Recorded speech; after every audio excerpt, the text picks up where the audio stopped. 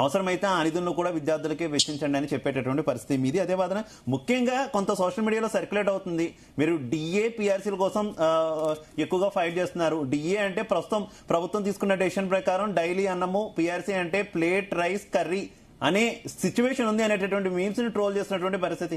ఏం చెప్తారు? నమస్కారం అండి. మొదట జీ తెలుగు న్యూస్ వారికి, అదేవిధంగా తోటి ఉపాధ్యాయ సోదర సంఘాల బాధ్యులకు నమస్కారాలు. అయితే ఇక్కడ చాలా విచిత్రం అనిపించింది ఏంటంటే, గౌరవ ముఖ్యమంత్రి ఆధ్వర్యంలో group of ministers, group of అఫీషియల్తో మంత్రివర్గ సమావేశం ఏర్పడితే అత్యంత ముఖ్యమైనటువంటి విషయాలను అనేటువంటి నిర్ణయాలు తీసుకొని దాన్ని ఆమోదిస్తుంటారు. కానీ మధ్యాహ్న భోజన పథకం నడుస్తున్న దాన్ని ఉపాధ్యాయులకు టిఫిన్ లంచ్ అరేంజ్ చేస్తున్నామని ఒక పెద్ద శీర్షిక లోపట, సోషల్ మీడియా లోపట, ప్రింట్ ఎలక్ట్రానిక్ మీడియా లోపట ఫ్లాష్ అని వచ్చింది. ఇది చాలా టీచర్ల సంఘాలను సంప్రదించిన తర్వాత ప్రభుత్వం ఈ నిర్ణయం తీసుకుందా? అంటే ముందుగా మిమ్మల్ని సంప్రదించారా? ఎవ్వరు సంప్రదించలేదండి. ఇక్కడ మా ఉపాధ్యాయ సంఘం చెప్తున్నటువంటి విషయాలు ఒక 2-3 విషయాలు గుర్తుపెట్టుకోండి.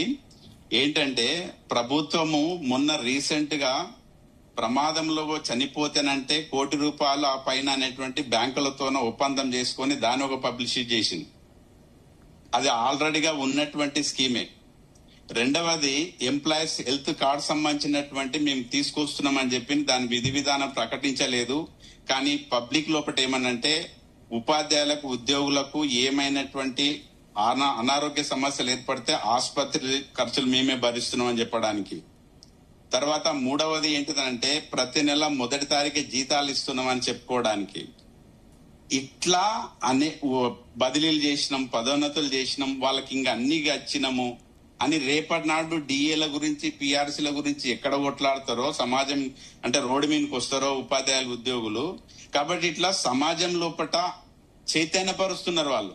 అరే మీకేమైందా, చనిపోతే ₹1 కోటి వస్తావా, ఉంటేనేం జీతం వస్తుందా, అనారోగ్యం అయితే హాస్పిటల్ పెడతారా, మధ్యాహ్నం పొద్దుగాల తిండి మీకు అన్ని పైసలు మిగులుతావు అనేటువంటి సమాజంలో ఒక నెగటివ్ యాటిట్యూడ్ బిల్డప్ చేసేటువంటి ఒక వ్యవస్థ అనేటువంటిది ఈ యొక్క కాంగ్రెస్ ప్రభుత్వం లోపల స్పష్టంగా కనిపిస్తుంది. అంటే ప్రభుత్వం తీసుకునే నిర్ణయం నిజంగా టీచర్ల సంక్షేమం కోసం కాదు, ప్రజల్లో మంచి పేరు కోసం తీసుకున్న నిర్ణయం మీరు భావిస్తున్నారా? 100% మా పైన వ్యతిరేక తీసుకురావాలనేటువంటి యొక్క ఆలోచనతోన మాత్రమే ఇటువంటి యొక్క స్కీమ్లు అనేటువంటివి పెడుతున్నారు. నిజానికి మాకు రావాల్సినటువంటి న్యాయపరమైనటువంటి, న్యాయబద్ధంగా మాకు చెందాల్సినటువంటి ప్రతి 6 నెలలకు ఒకసారి డిఏ రావాలి, ప్రతి 5 సంవత్సరాలకు ఒకసారి పిఆర్సీ ఇవ్వాలి. ఇది ఎవరో యొక్క దయా దాక్షిణాల పైన కాదు. ఇది మనకు రాజ్యాంగం ప్రసాదించినటువంటి, పార్లమెంట్ ఆమోదించినటువంటి, సుప్రీంకోర్టు ఇచ్చిన డైరెక్షన్స్ ఆధారంగా వచ్చేటువంటివి. వీటిని అన్నిటిని కూడా పక్కకు పెట్టేసి ఒక భ్రమ లోపల, సమాజం లోపల తీసుకురావడానికి ప్రయత్నం చేస్తున్నారు. కాబట్టి ఆ గత ప్రభుత్వం కూడా ఇదే విధమైనటువంటి ఏదేదో హంగామా చేసినటువంటి కార్యక్రమాలంది.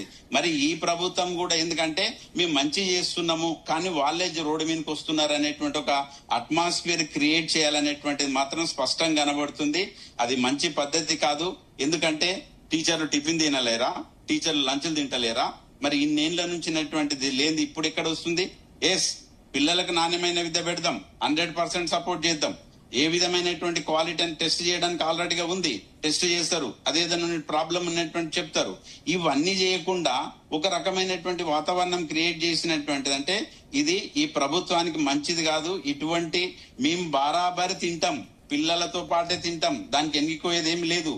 కానీ మీరు ఒక అఫీషియల్ గా దాన్ని ఏదో క్రియేట్ చేసి, ఏదో విధమైనటువంటి వాతావరణం క్రియేట్ చేసి సమాజం లోపల ఒక నెగటివ్ అట్మాస్ఫియర్ క్రియేట్ చేయడం అనేది ఈ ప్రభుత్వానికి మంచిది కాదు. తెలంగాణ ప్రాంత ఉపాధ్యాయ స్పష్టంగా ఇటువంటి విషయాలపైనటువంటిది మేము పూర్తిగా వ్యతిరేకిస్తున్నామండి. ఓకే, దామోదర్ రెడ్డి గారు ఎందుకు ప్రభుత్వాలు, ప్రస్తుతం ఉన్న ప్రభుత్వం అనే కాదు ఏ ప్రభుత్వం ఉన్నా కూడా ఈ తరహా అంటే కొంత వారికి పేరు ప్రఖ్యాతలు వచ్చావో లేదంటే ప్రజల్లో కొంత విస్తృతంగా దూసుకుపోయే అంశాలు ఈ తరహా చర్చిస్తున్నారు తప్పితే విద్యార్థులకు నాణ్యమైన విద్య ఏ రకంగా